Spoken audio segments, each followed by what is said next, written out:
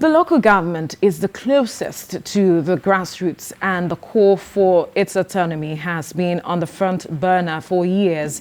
Recently, a bill sponsored at the National Assembly sought to abolish it as a third tier of government from the Constitution. The Nigerian Union of Local Government Employees has kicked against this, saying that it will not have no other option than to close down the local government areas across the country if the National Assembly does not step down the bill. Speaker of the House of Representatives, Femi Gbajabiamila, believes that state houses of assembly should be held responsible for the delayed autonomy for local governments, as the proposal to grant local government autonomy did not get the approval of 2/3 of the states at the 8th Assembly. Joining me via Skype is the managing editor of the Avalon Daily, Ayodele Adio. Good morning. Thank you for joining us, Ayodele Adio. Good morning. Thank you for having me. Well, the debate about local government autonomy seems to not end, or seems like it's not going to end anytime soon, with the back and forth that we have been witnessing. And now Speaker of the House of Representatives, Femi Gbajabiamila, is saying that the state houses of assembly should be held responsible because they didn't get the 2/3 majority or approval that was needed for this local government autonomy, as at the time, we're talking about the 8th Assembly when it was pushed then. I wonder what you make of this new development. He's quite right. We didn't get the 2/3 numbers from the state houses of assembly to make it effectively law. And that's obvious because a Supreme Court judgment, I think, in 2019, stripped state house of assemblies the powers to remove elected local government chairmen. The Supreme Court judgment ruled effectively that it was only elected councillors who formed the legislative arm of the local government that were empowered to remove the local government chairman, for gross misconduct, as it were.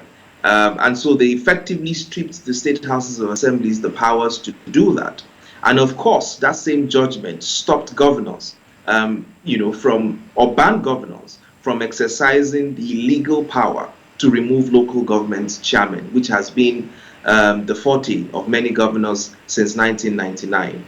So you can understand that because of the control that many governors still want to have on these local government, particularly the funds that are accrued to these local governments, they ensure that the state houses of assemblies, who many are actually lackeys of the governors, refuse to pass that particular provision of the 8th Assembly, which actually should have liberated local governments and which should have stimulated developments in local governments across the country.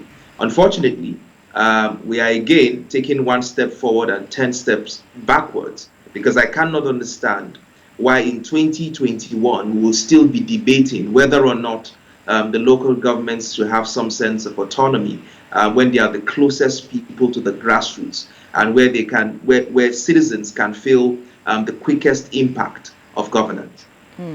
And speaking of which, talking about how they are the closest to the people, because local government is said to be the bedrock of any democracy because of the statement which you made, talking about its closeness to the people.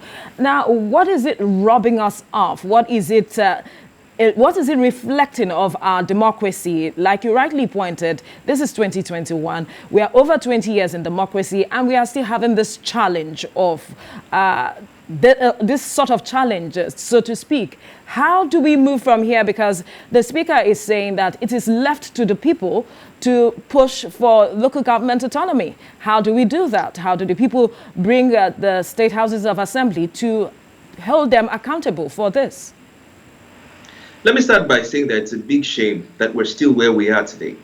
And we must understand the consequences of outsourcing local government governance to people that they call caretaker committees, because they are caretakers on behalf of the governors, and they are not actually people who were elected by citizens in those local governments who share the interests of those local governments. And that is why you seem to have a complete breakdown of law and order across several local governments in the country. I would argue, and quite ferociously, that the reason you have seen an escalation of insecurity across the country, particularly in rural Nigeria, is the complete absence of local government governance, because the responsibility of that tier of governance have been completely eroded.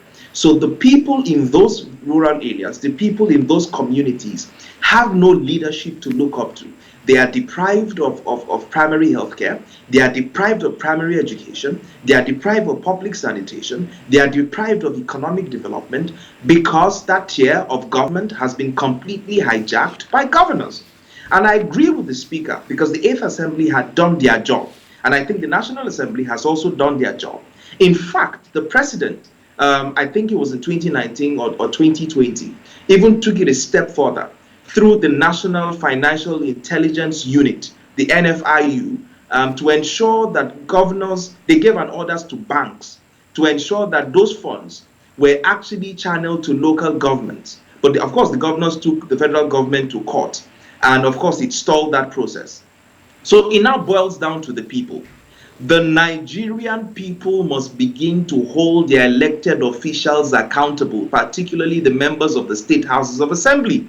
Those gentlemen have escaped scrutiny for too long. Many Nigerians do not care who their representative is in the State House of Assembly, whereas those people are the ones responsible for making laws that will determine the quality of your lives and livelihoods. And so Nigerians must begin to take these things very seriously. We must begin to organize town hall meetings to put pressure on these elected State of Assembly members to do our bidding. We pay them to represent us in that assembly. We pay them to champion our causes. We pay them so that they can advocate on our behalf laws and legislations that will make our lives better. All right. So we must begin to organize, to push them, to ensure that they grant the much needed autonomy to local government. Otherwise, the Nigerian people should begin the process of recalling State Assembly members who fail to live up to the representation that they were elected to deliver to the people. All right. We'll leave the conversation here now. Ayodele Adio, the managing editor, Avalon Daily. Thank you for your time on the program. Thank you for having me, as always.